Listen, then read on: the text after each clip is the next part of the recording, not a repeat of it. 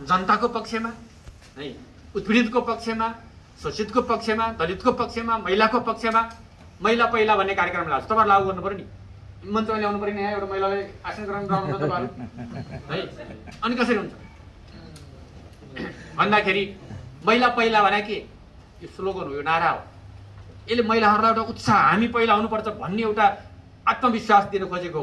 हरेक ठाउँमा हस्तक्षेप गरेर लिनुहोस् भने हो, प्रत्येक ठाउँमा लिनुहोस्। अब वडामा जानुहोस्, तपाईँहरू पार्टीमा पनि वडा अध्यक्ष हुनुहोस्, पालिका नि हुनुहोस्, टोलमा पनि हुनुहोस्, किन नहुने? हामी हुनुपर्छ भनेर आउनु पर्यो नि। त्यो एकातिर पार्टी आन्तरिक कुरा गरे, बाहिर कुरा पनि त्यसरी हो। बाहिर पनि जहाँ पनि नागरिक समाज होला, वडा समिति होला, अर्को होला, तमाम होला, जातीय सत्ताका विभिन्न ठाउँ होला, विभिन्न नियुक्ति होला, हामीलाई चाहिन्छ भनेर आवाज उठाउनु पर्यो नि महिला। सरकारको तर्फबाट त उठाएँ नि त मैले, सरकारको तर्फबाट उठाएको छ मैले, महिला पहिला भनेको त्यतिकै भन्नलाई भनेको होइन। तर त्यसमा यो महिलाले मात्रै भन्ने होइन, यस पार्टीले पनि भन्नु पर्यो नि, तपाईँहरूले पनि। सबैले भन्दा नै लागु हुन्छ। महिलाले मात्रै भन्दा 5 जना महिला हुनुहुन्छ, उहाँले मात्रै भने तपाईँहरू सुन्नुहुन्न धेरैले, हामी सुन्दैनौँ, बढी-पुरुष हुन्छ, अनि कसरी गर्ने भन्दा सबैले आवाज उठाउनु पर्यो। दलितको बारेमा होइन, दलितको जो समस्या छ, जो शोषण छ, उत्पीडन छ, अहिले पनि जातीय विभेदहरू छ, त्यसलाई अन्त गर्नका लागि सामाजिक शास्त्रीय रूपान्तरण सरकारको कार्यक्रममा छ। सामाजिक शास्त्रीय रूपान्तरण चलाउनु पर्छ भने पार्टीको कार्यक्रममा छ है, सरकारको कार्यक्रममा छ, थियो पहिला, त्यसलाई चलाउनु पर्यो नि त। अब अनि त्यो अर्थमन्त्री आएर गर्ला भने मात्रै हेरेर हुन्छ र? नीतिमा राख्ने भने नीतिमा अब तपाईँहरू गर्नुहोस्। त्यसको लागि बजेट चाहिन्छ। सरकारको कार्यक्रम जहाँ पनि गएर लागू गऱ्यो भने बजेट, सबै कुरा बजेटले हुन्छ, सबै कुरा बजेटले हुँदैन भन्दा नीतिलाई लागू गर्ने प्रशस्त ठाउँहरू छन्, त्यसमा लागू गर्नु पर्यो। स्वामित्व लिनु पर्यो। मैले भन्न खोजेको कुरा यी कुराहरूको स्वामित्व लिनु पर्यो। त्यसकारण विचार निर्माण अहिलेको प्रधान कुरा हो। किन हामी विकेन्द्रित हुन्छौँ, किन पलायन हुन्छौँ, किन हामी किन समस्याहरू पैदा हुन्छ, किन अपारदर्शिता बढ्दै जान्छ, किन कार्यकर्ता नेतृत्वको विभेद बढ्दै जान्छ? विचारका सङ्कटहरू हुने, अरू केही पनि होइन। विचारको सङ्कट हो। विचार व्यवहारबाट अलग हुँदैन। विचार र व्यवहारको आफ्नो तादात्म्यता हुन्छ। त्यसले विचार व्यवहारबाट व्यक्त हुने हो। विचार आफै देखिँदैन, विचार व्यवहारबाट व्यक्त हुन्छ। विचारको एक्सन भनेको व्यवहार हो, त्यहाँबाट देखिने कुरा हो। त्यसको अन्तर किन मान्छे पैसाको पछि दौड्दैछ, किन मान्छे आज निराश छ, किन भ्रष्टाचार बढिरहेको छ, तमाम कुराहरू हेऱ्यो भने, राज्य सत्ताभित्र हेऱ्यो भने कारण के हो? ती कुराहरूलाई हल गर्नका लागि हामीले आफूलाई बचाएर हैन, आलोचनाबाट बच्ने कुरा, आलोचनालाई के बच्छ? यो समाजमा 100% समर्थन गर्ने मान्छे हुन्छ यो समाजमा थिए। मार्क्सलाई त कसैले 100% समर्थन, सबभन्दा बढी समर्थक भएको, विश्वमा सबभन्दा बढी समर्थक भएको व्यक्ति कोही हुनुहुन्थ्यो भने कार्ल मार्क्स हो। 100% समर्थक पाइन्छ। विरोधीहरूले सही कुराको पनि आलोचना गर्छ नि त, उनको कर्तव्य हो नि त्यो। तर हामी सही र गलत के गरेका छौँ भन्ने कुरा हामीले आफूले त बुझिन्छ नि त, हामी त बुझ्छौँ नि त। सही गलत गरेको छैन भने कसैले झुक्नु पर्दैन, कसैले आँखा झुकाउनु पर्दैन। त्यस अर्थबाट हामीले हाम्रा आफैलाई सच्याउने कुरा पनि अर्को मुख्य कुरा। शुद्धिकरणको अभियान भनेको त्यही हो। शुद्धिकरण भनेर बोलेर भाषण गरेर होइन, त्यो गर्ने कुरा, जनतासँग जोडिने कुरा, जनता दुःख कष्टसँग जोडिने कुरा, सरकारका नीति नियमहरू लागू गरेर जनतालाई त्यसलाई अलिकति अगाडि बढाउने, राम्रो गर्ने कुरा, वर्गलाई माथि उठाउने कुरा, पछि परेको समुदाय, महिलाहरूलाई, दलितहरूलाई अगाडि बढाउने कुरा नै अहिलेका हाम्रा व्यवहारिक कुराहरू हुन्। हाम्रो सिद्धान्त समाजवादको तयारी, आधार तयार गर्ने भनेको, समाजको आधार तयार गर्ने भनेको के हो? आर्थिक विकास गर्नु पर्यो, रोजगारी सबै हुनु पर्यो। कमिसन खाएर, भ्रष्टाचार गरेर अथवा अर्को कुनै केही गरेर होइन, स्वरोजगार भएर, उत्पादनसँग गाँसिएर, उत्पादन अभियानमा लागेर अगाडि बढ्नुपर्छ। त मात्रै सम्भव छ। गरिब भएर नै समाजवाद भएर नै हुन्छ? हुँदैन त्यस्तो। त्यस कारणले पहिला त आर्थिक विकासलाई पनि सँगसँगै जोड्नु पर्यो। त्यसलाई एउटा सहकार्यमा, सामुदायिक स्वामित्वमा त्यसलाई स्थापित गर्दै जानु पर्यो। सामुदायिक स्वामित्व आवश्यक हुन्छ। त्यो सामुदायिक स्वामित्वमा स्थापित गरेर नेपालको विकास प्रगति समुदायमा आधारित भएको छ। मैले भन्ने गरेको छु कि म आकर्षण गर्न चाहन्छु यहाँका हाम्रा बुद्धिजीवी साथीहरूलाई। नेपालको विकासको मोडेल भने सामुदायिक मोडेल हो। तपाईँले सिंहदरबार कसले बनायो होला? गर्यो होला, रामपुरी राणाले आदेश दियो होला। बनाउने समुदाय छ नि त त्यहाँ त, हजारौँको योगदानले भएको छ। यी सबै दरबारहरू हेर्नुहोस् त, पुला, नहर, हिजोका बाटा कसले बनायो? समुदायले बनाएको हो। सामुदायिक आधारमा अगाडि बढ्यो। त्यस कारणले समुदायको संस्कृति छ नेपालमा। त्यो समुदायको संस्कृतिलाई हामीले अलिकति व्यवस्थित गरिदिएर आज आर्थिक विकासमा पनि त्यसलाई अगाडि लैजाने बित्तिकै त्यसले आधार तयार गर्छ। युवाहरू स्वरोजगार भएर सामूहिक ढङ्गले अगाडि जान्छ, त्यसले आधार तयार गर्छ। विभिन्न कम्युनिटीहरूलाई त्यसरी ल्याउँदाखेरि त्यसले आधार तयार गर्छ। त्यो आधार तयार गर्दै जाने, विचारको बहस छलफल गर्दै जाने हो, तब हामी त्यो दिशामा पुग्छौँ। नत्र भने कुरा भनेर लेखेर अथवा भाषण गरेर हुने कुरा होइन। अब व्यवहारबाट त्यो कुराको वातावरण बनाउँदै जानु पर्यो। यो बनाउनुको लागि अहिले हामीलाई एउटा अवसर छ, त्यतातिर म यहाँहरूको ध्यान आकर्षण गराउन चाहन्छु। अब एउटा राजनीतिक एउटा मोडहरू मैले अघि भनिसके प्रतिगमनकारी शक्ति, प्रतिगमनकारी विचारहरू यत्र तत्र सल्बलाइरहेको अवस्था हो। यो परिवर्तन, यो गणतन्त्र, यो सङ्घीयता, यो समानुपातिक समावेशी, यो जनताका मौलिक अधिकारहरू मन परेको छैन, पचेको छैन है। हिजो माओवादी आन्दोलनमा भएकालाई पनि पचेन नि त। त्यति हेरौँ न, तिनलाई त पचेन भने अरूलाई पच्छ। माओवादी आन्दोलनमै भएका बादलहरूलाई पचेन यो परिवर्तन। स्पष्ट छ नि त, प्रतिगमनको पछि लागेनन् भन्दा आज माओवादी आन्दोलन लाग्यो भने सबैलाई त्यो पच्या छ भने नबुझ्नु होला। तर माओवादीले मात्रै होइन, अब अरू छन् फेरि यसलाई रुचाउने, यसलाई स्वीकार गर्ने त्यो वर्ग छ, त्यो वर्गलाई साथमा लिएर जाने हो। त्यो अवसर छ हामीलाई। त्यसकारण यी एजेन्डाहरूलाई स्थापित गर्ने, पुनर्परिभाषित गर्ने बाँकी हाम्रा एजेन्डाहरू छन्। हिजोको पूर्ण समानुपातिक निर्वाचन प्रणाली जस्ता, कार्यकारी प्रमुख जस्ता होइन, तमाम एजेन्डाहरू, पहिचान लगायतका तमाम विषयहरू छन्। ती विषयहरूलाई फेरि एजेन्डाको रूपमा छलफल गरेर लैजाने आजको आवश्यकता हो। संगठन निर्माण, विचार निर्माणसँग गाँसेका विषयहरू त्यसरी गयो भने मात्रै हामी अगाडि बढ्न सक्छौँ। त्यस कारणले यहाँ कुरा के हो भन्दाखेरि हामीले हाम्रो सोच र चिन्तनलाई ठिक दिशातिर राखिराख्यौँ भने है, राखिराख्यौँ भने हिँड्दै गर्दा कहीँ लडिएछ भने नि उठेर फेरि हिँड्न सकिन्छ। जब चिन्तन र सोच ठिक हुँदैन त्यसपछि उठ्न सकिँदैन। मुख्य कुरा विचारको कुरा र विधि र पद्धतिको, विधि पद्धतिमा हामी बस्नु पर्यो। विधि पद्धति मैले नमान्ने तपाईँहरूलाई मान्नुहोस् भने त्यो कुनै अर्थ छैन। म पहिला विधि पद्धतिमा बस्नुपर्छ। मैले विधि पद्धतिलाई माने भने मात्रै अरूले पनि मान्ने कुरा आउँछ। त्यस कारण विचार, सङ्गठन र विधि पद्धति तिनवटा कुरालाई हामीले साथसाथै लैजानुपर्छ, साथसाथै विकसित गर्नुपर्छ, साथसाथै कार्यान्वयन गर्नुपर्छ। अलग थलग हुँदैन। विचारबाट विधिलाई अलग गरिदिने, विधिबाट सङ्गठनलाई अलग गरिदिने, सङ्गठनबाट विचारलाई अलग गरिदिने हो भने पार्टी बन्दैन। त्यस कारण यसरी पार्टी बनाउनुपर्छ। र अहिले अब धेरै कुरा मैले नगरिकन हाम्रो आन्दोलनमा परिवर्तनकामी धाराको नेतृत्व अध्यक्ष कमरेड प्रचण्डले नै गर्नुभएको छ र उहाँले नै गर्ने हो है, पहिलो कुरा। त्यस कारणले उहाँमाथि हमला गर्ने प्रयत्न भइराखेको छ।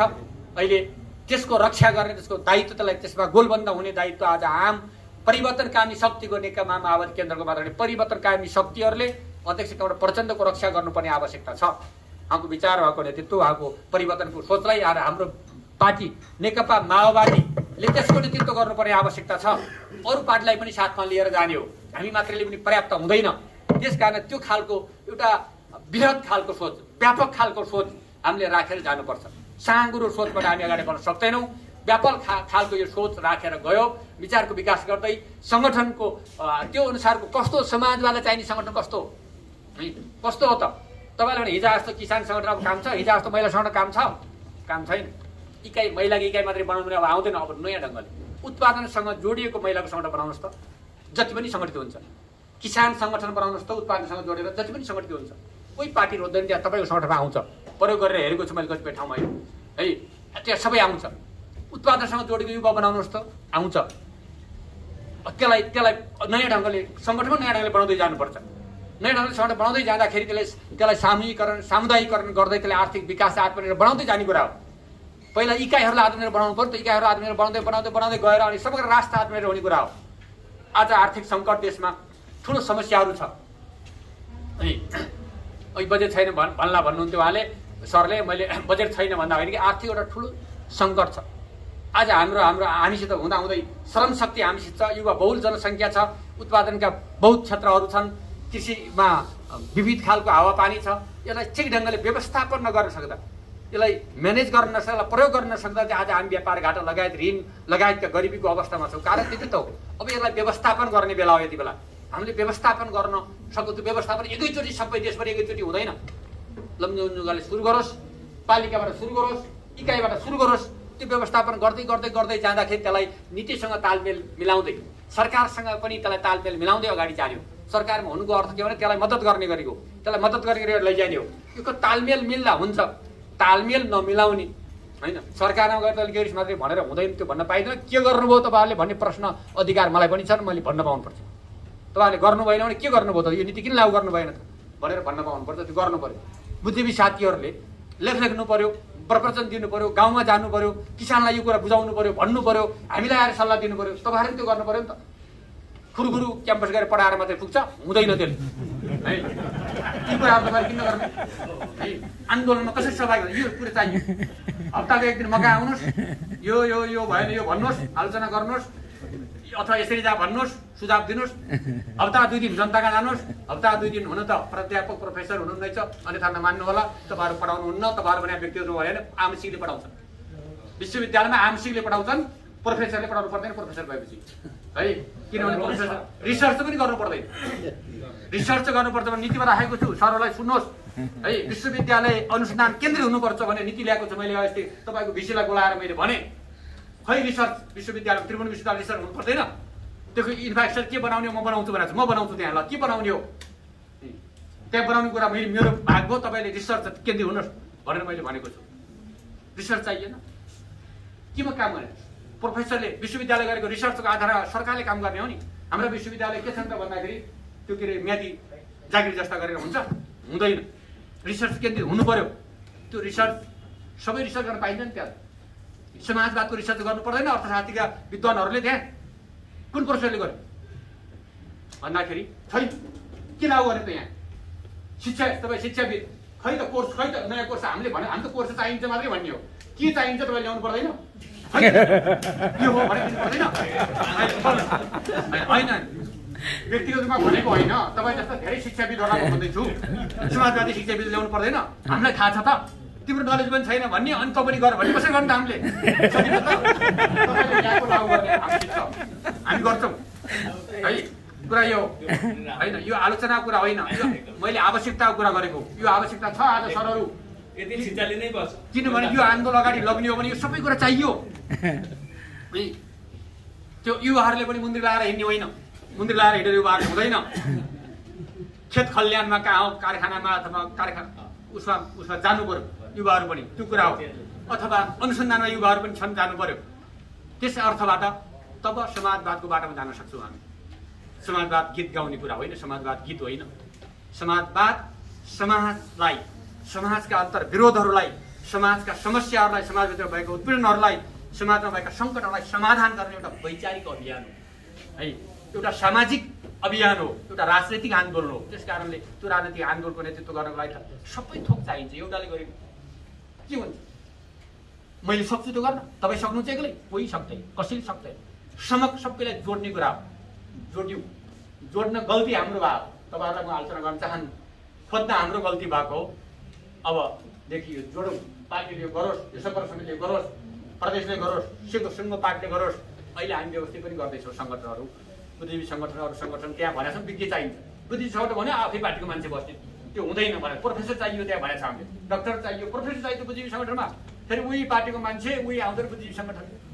त्यो त त्यहाँ छँदैछ नि, केन्द्रीय समिति छ, त्यहाँ गएर फेरि बुद्धिजीवी सङ्गठन किन चाहियो भन्दाखेरि यो होइन। अब डाक्टर, बुद्धिजीवी, प्रोफेसर चाहियो भनेका छौँ हामी। त्यो खाली बनाउन निर्माण गरेका छौँ। त्यहाँ आउनुहोस्, त्यहाँ गोलबन्द हुनुहोस्, तपाईँहरूका विचारहरू दिनुहोस्, अनुसन्धान गर्नुहोस्। त्यो हामीलाई त्यो अनुसन्धानको यो संश्लेषण गरेर भन्नुहोस्, हामी अगाडि बढ्छौँ है। हाम्रो काम जोत्ने हो। हामी बाजा जमिनहरू जोत्न सक्छौँ, हामी त्यसलाई बिरुवा उमार्न सक्छौँ, हामी त्यसमा फलाउन सक्छौँ। तर बिउ तपाईँहरू दिनु न, बिउ चाहियो। नत्र त हामीले चाहिँ भेट्यौँ रोप्नु पर्यो, अनि लोकल रोपिन्छ, लोकल फल्दैन राम्रो। अनि तपाईँहरू आएर टिप्पणी पछि गर्न पाइन्छ किन लोकल रोपी? पहिला दिनुहोस् बिउ। यो कुरा। त्यस अर्थबाट समग्रतामा हामी सबैलाई जोडौँ। र अन्तिममा म के भन्न चाहन्छु रे, लमजुङमा छ कि छैन मलाई थाहा छैन, देशभरि विभिन्न नाममा गुटबन्दी भइरहेको छ। म संगठन विभाग प्रमुखको हैसियतले गुटबन्दीलाई अन्त्य गरौँ। गुटबन्दीले पार्टी बन्दैन, गुटबन्दीको अर्थ छैन। गुटबन्दी गरेर पार्टीहरू कहाँ एमाले फुटा देख्नु भएन? के कारणले फुट्यो? त्यही गुटबन्दी फुट्या त हो नि है। त्यस कारणले गुटबन्दी कुरा होइन, कसैले कोही उम्मेदवारी हाल्दै हिँड्ने पनि होइन। पार्टीले कार्यकर्ताले के भन्छ त्यसलाई मान्दै जाने। तपाईँले ल यहाँ बस भन्छ, म त्यहीँ बस्ने, थचक्क बस्नुपर्छ। त्यहीँ जे भन्छ त्यही मान्ने हो।